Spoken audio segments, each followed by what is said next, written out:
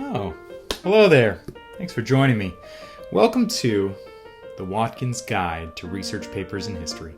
I'm your host, Dr. Watkins, and I'm going to take you through a quick journey looking at what a research paper is and how to write it. Without further ado, let's get started.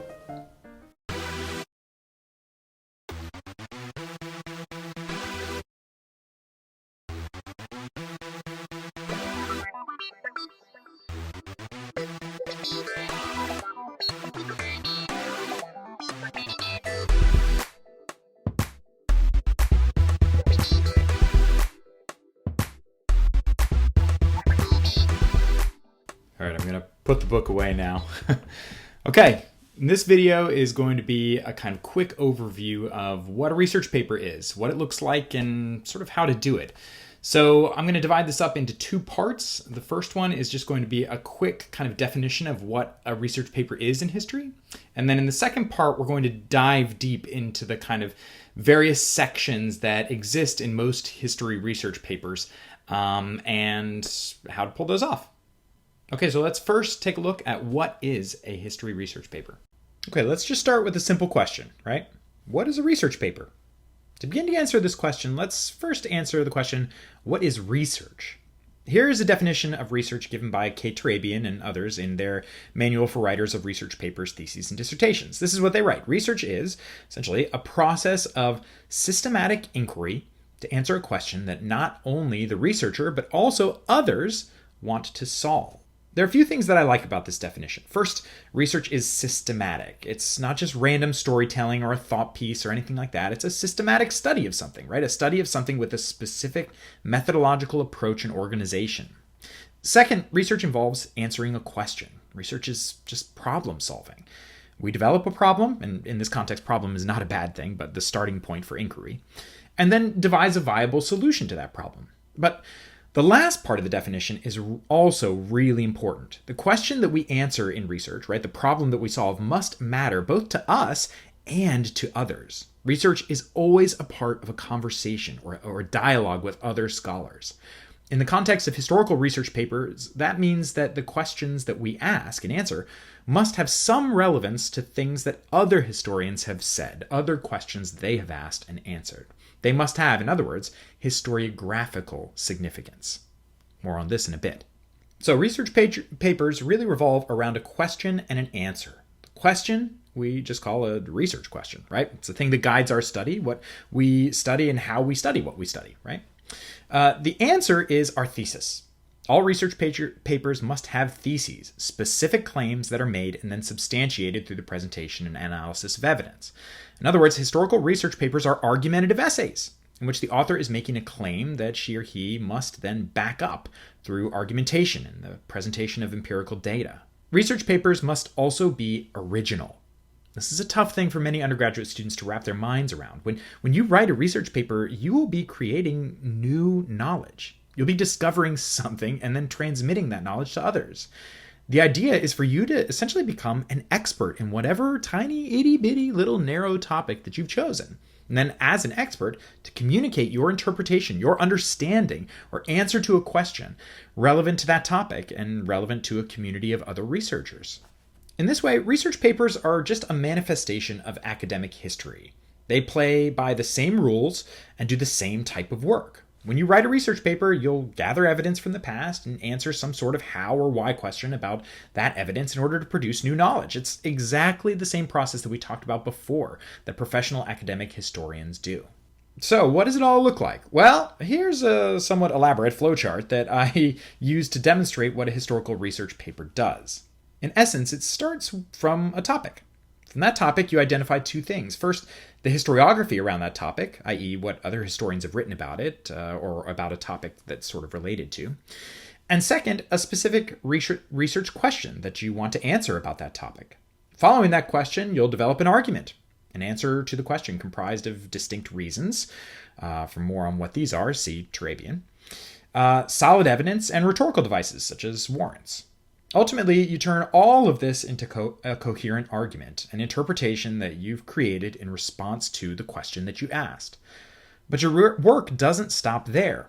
That argument must have some sort of significance to the larger historiography that you identified. It must add something new to the historiographical conversation.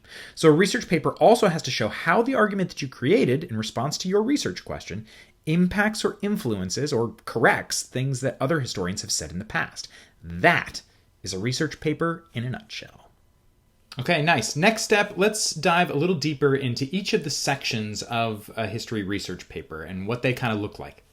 Okay, so I like to think of research papers kind of like a body with distinct parts. Now, I will freely admit that the parts that I'm about to identify are very much my idea of what makes a good historical research paper. Others might organize things slightly differently or include slightly different things. That said, in general, I'd say that this rough sketch of a research paper is pretty consistent with the way that most historians do their work. Okay, so to begin, research papers start with an introduction. Introductions tend to include three main things: a setup, your research question, and your answer to that research question, aka your thesis. It's important to put all of this in the introduction because in most research papers, readers expect to know precisely what interpretation is being made from the very outset. That's how they can better understand and follow that argument as it's being presented and sort of test it throughout the course of the paper. Next comes the body of the paper. The body of a research paper is generally made up of a few distinct sections. Many research papers have an entire section devoted to the historiography on the topic. This gives the historian something to kind of connect back to when she or he has to discuss significance later on. Second, the body includes argumentative sections. These sections are where the argument is laid out, where the main points are made, the main evidence presented and analyzed, and connections drawn. This is really the bulk of the paper. Toward the end of the paper is the conclusion. Conclusions are fairly simple, but they're really important. This is where you recap your argument. But this time, not just as a simple restatement of your thesis, but as a restatement of the thesis and a recap of the main reasons that you posited throughout the course of the paper in support of that thesis. In brief, the conclusion kind of helps the reader tie everything together to see how the reasons fit together with the main claim and how the evidence analyzed supports all of that. Finally, conclusions must then do the work of tying the argument back to the historiography, explaining the significance of the argument for an existing historiographical conversation. Most research papers actually end, though, with a fair amount of back matter. Most crucial is the bibliography. This is where sources are listed. Bibliographies show the work that the historian did to arrive upon the conclusions that she or he arrived upon.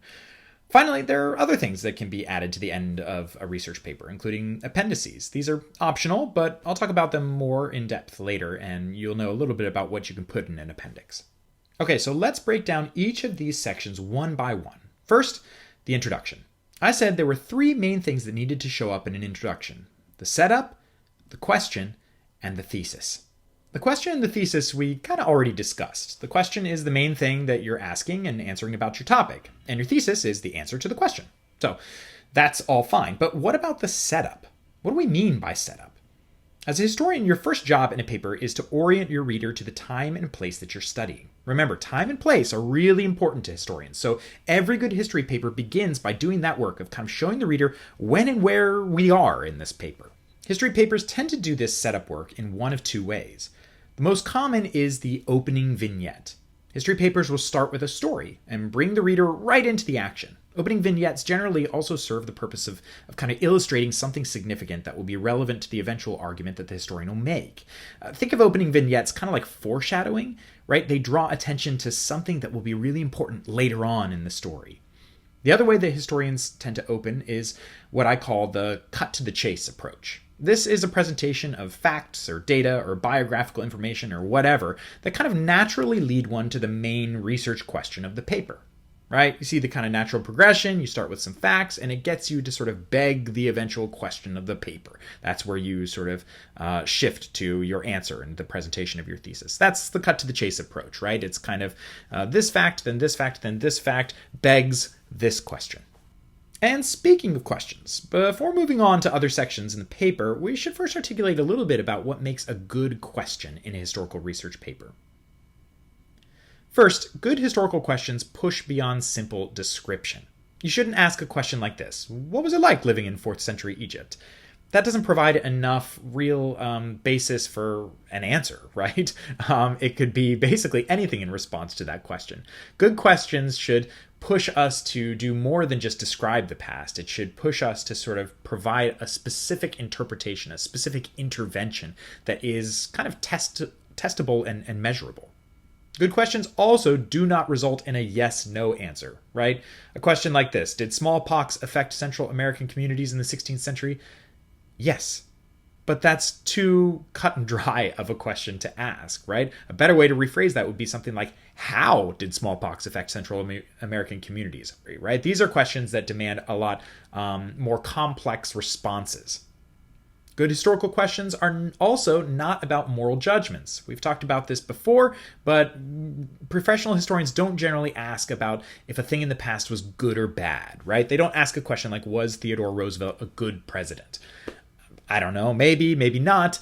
That's not the kind of thing that historians argue about. Instead, they argue about the kind of how and why of the past. They're trying to understand the past better, not judge whether it was good or bad, thumbs up or thumbs down. Finally, good historical questions are about what happened, not what could have happened. Remember in a previous video where I talked about history is not about the future, right? It's also not about things that haven't happened, right? It's not about sort of counterfactual exercises. So a question like this: would the U.S. Patriots have won the Revolutionary War without the help of the French? Interesting to think about. Great bar conversation, but probably not the kind of question that you ask in a formal academic research paper. Okay, so about arguments, let's talk about theses. What makes a good thesis for a research paper? Well, good theses do not simply describe your topic. This is probably the most common error that I see in undergraduate writing. Oftentimes, undergraduate writers will present their thesis, but the thesis basically just either describes the topic that they're working on, or it repeats the question that they just asked.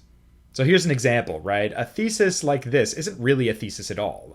This essay examines the role of women in the Mexican Revolution. That's the topic of the essay. That's not the thesis. That's not the answer to a question that you're asking about that topic. So a good thesis should be a sort of claim, an interpretive claim, not just a description of what you're studying. Second, good theses are not simple statements of facts. Theses are argumentative statements. They're interpretations. They are your take, right? Backed up by evidence and analysis. They're not just a simple sort of statement of fact that you can confirm, right?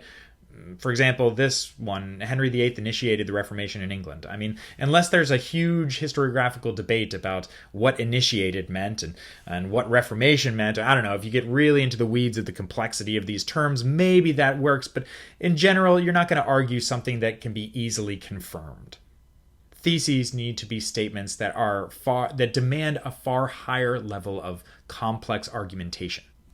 Third, good theses are not statements of preference. Sort of like good questions, right? It's not the idea of giving thumbs up or thumbs down to something in the past. This is an example of a thesis statement that really isn't the best, right? Jahangir was the best emperor of the Mughal Empire. I don't know, you may think that, you may not think that, but that's not the kind of thing that professional academic history papers argue about. Finally, good theses are specific and narrow. This is another thing that I see students do a lot. They sort of see the complexity of an issue, and instead of really trying to work through that complexity and find a specific interpretation that they want to make from it, they just sort of punt and say something like, many factors drove workers to participate in labor strikes in early 20th century Chicago. I mean, that's not wrong, but it's also not that helpful, right? Good theses need to kind of point us in a very specific interpretive direction. That's what makes a strong argument. Clarity, right? Precision. All theses in the end must answer the question asked before it. That's the most important thing. How it does that is kind of up to you and the interpretation you make with the evidence that you find. But a thesis has to be tied to the question that you ask. Okay, let's move on. Let's get to the body of argumentative research papers. So when I guide students in writing research papers, I tell them that it's really good to have a distinct section of the body of their paper that is specifically devoted to analyzing historiography. This allows the historiographical analysis to come through really clearly and not be forgotten about or overlooked. So what happens in a historiography section? Well, really two main things. First, in a historiography section, you analyze a historiographical debate. Second, in a historiography section, as a part of analyzing that debate, you will analyze secondary sources. So let me elaborate a little bit more on this. For analyzing debate, that means identifying the particular kind of focus of the debate, whether it be the exact topic that you're working on, your exact research topic, or something slightly broader, as I talked about in a previous video. But also analyzing the debate means analyzing kind of the ways the historians are sort of alike and not alike. And usually we do this, when we do this, we call this sort of analyzing historiographical camps.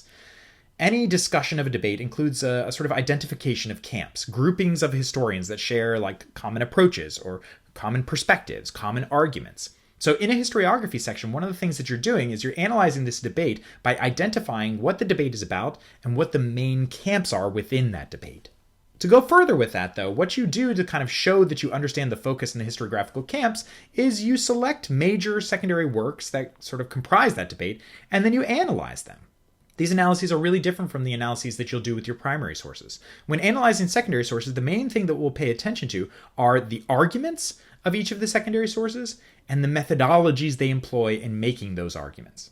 Historiographical sections, in other words, sort of include analyses and comparisons of historians to each other, specific works of history, books and articles and essays, and the ways that they kind of make their arguments and the way that those arguments relate. This is the way that you kind of illustrate your understanding of the historiography. You show what's already been done on this topic and how it's been done, in part to kind of make space for what will be your intervention into the debate. Most of the rest of the paper will be made up with argumentative sections. These sections are where you present your argument, your reasons, and the evidence that you found to support them. But it's good to think about how people organize these argumentative sections first. In general, there are two main approaches to organizing argumentative sections of a history research paper. The first is chronological. Here, you provide one linear story, starting at a particular moment in time, then proceeding to some other moment in time. Now, this isn't just storytelling, though. It's not just this happened, then this happened, then this happened, then this happened. It's still argument, but it's argument that proceeds through time in a kind of linear way. This is a great structure for arguments in which the main point that you're trying to make is about change over time. If, for example, you're arguing that President Lyndon Baines Johnson decided to sign the 1965 Immigration and Nationality Act because of, a series of events that took place over a certain course of time, you might start at the beginning of those series of events and then argue about how each event affected Johnson, how it influenced his ultimate decision. That's what a chronological organization would look like, and it's probably the most common way that people organize history research papers. The other main way is to do it topically. Here, argumentative sections revolve around distinct points or sort of analytical units. For example, you might be arguing that the Indian Rebellion of 1857 was the result of overlapping political, cultural, and social tensions in 19th century India, right? Instead of treating the story chronologically and trying to tie all of these together in each of your sections, right, as you move through distinct periods of time, you might treat each of these reasons kind of in its own section. This organization is really great for highlighting distinct themes, especially when those distinct themes happen at the exact same moment, right? They're happening at the same time. The danger, however, is that you don't want to adopt a topical organization if the only thing you're basing it upon is distinct sources. Previous students of mine have written papers where the sections are, well, here's what this type of source says, and then here's what this type of source says.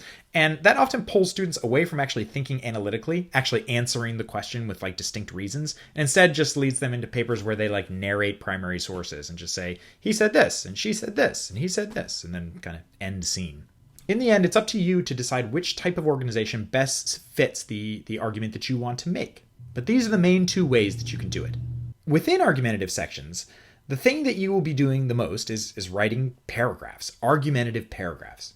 Paragraphs are the main units of historical arguments. They are essentially kind of the meat of the essay. So it's a good thing to think through what an ideal argumentative paragraph looks like. Well, argumentative paragraphs start with topic sentences. Topic sentences are essentially interpretive claims. They're not just descriptions of the general theme of a paragraph. They are an argumentative statement that the rest of the paragraph then works to substantiate. In other words, topic sentences are the reasons that you develop as a part of your argument. They're like mini thesis statements that demand support and explanation. That support and explanation comes through the presentation and analysis of evidence. That's the bulk of every argumentative paragraph. You should kind of put your case together to support the mini claim made in the topic sentence. Evidence comes from your primary sources because those are the ones that are closest to the action. So we'll analyze them by pulling data and examples and quotes and all sorts of things from those sources, presenting them and explaining them, and then analyzing and showing how they substantiate the main claim of the paragraph, right? The topic sentence of the paragraph. Something to remember here about argumentative paragraphs is that argumentative paragraphs should make one and only 1 point each. Don't try to squeeze in multiple points into a single paragraph. It just creates confusion, it makes your paper kind of hard to read, and your argument suffers for it. Finally, paragraphs end with concluding sentences. These are kind of hard to put your thumbs on, but essentially they generally summarize the significance of the paragraph's claim, and ideally they transition to whatever the next paragraph is. Vast majority of your paper should be written kind of in this way, with these types of paragraphs that do this thing sort of over and over again with new points, one after another after another. Eventually, you reach the end of the paper, and you have to end it with a conclusion. For most research papers, conclusions are pretty short, just a few paragraphs, and they really only need to accomplish 2 things, but those 2 things are really important for a successful research paper. First is that they have to wrap up the argument by reminding the reader about the main thesis and synthesizing the points that have been made in support of that thesis. When you present your thesis at the beginning of the paper in your introduction, you haven't yet provided your reasons and evidence. So the conclusion is kind of your opportunity to say, "See, I told you so." It's an opportunity for you to restate your thesis, but after having now provided the evidence to back that thesis up. So it's really where you kind of land the punch of your argument. The other thing you have to do is you have to answer the so what question. So you made an argument. So what? Right? Another way to say this is that you have to explain the significance of your argument. In what Turabian and others call pure research or conceptual research, the so what is generally answered by explaining how what you've discovered and argued for has added something new to previous scholarly conversations. For history research papers, this means showing how your argument impacts the historiographical debate that you analyzed earlier in the paper. Maybe you found something no one else had found. Maybe you looked at the same evidence but came to a really different conclusion. Maybe your finding totally backed up one historian. Maybe your finding totally contradicted one historian. Right? This is what you explain in your conclusion, and it's what provides the significance to your sort of pure or conceptual research. Okay, last but not least, history research papers tend also to have extra material that go along with the intro and body and conclusion at the back. The most important thing to include in your history research paper by far in this back matter is a bibliography. Bibliographies list not only the primary sources that you found in your research, but also the secondary sources too. They're really, really important because, as you will soon discover, they are oftentimes the jumping off points for future research. So they're a really significant part of the research process. Sometimes historians also include appendices. These are totally optional, but they help if you use a lot of visual material or you want to include those sort of images as part of your paper, or if you include like quantitative data, tables, or things like that, right? Non-textual evidence. If you want to show the reader that evidence in some way, in some fuller way, then throw it into an appendix in the back. Finally, throughout the paper, you're going to have to also include footnotes.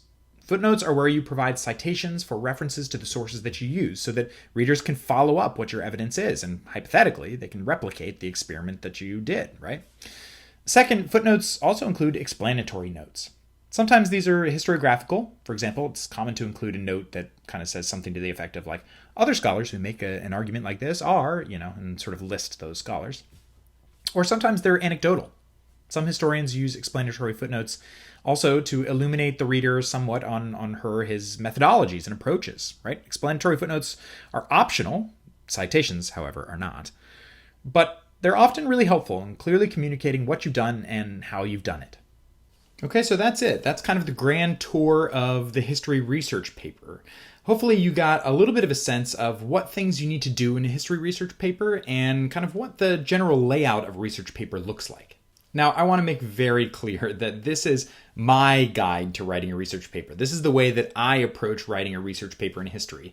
You might get slightly different instructions from other instructors. You might get slightly different tips from other people. There are lots of different forms of research papers, but this is the way that I like to write them, and it's the way that I teach my students to write them. So this is my guide, and hopefully it'll help.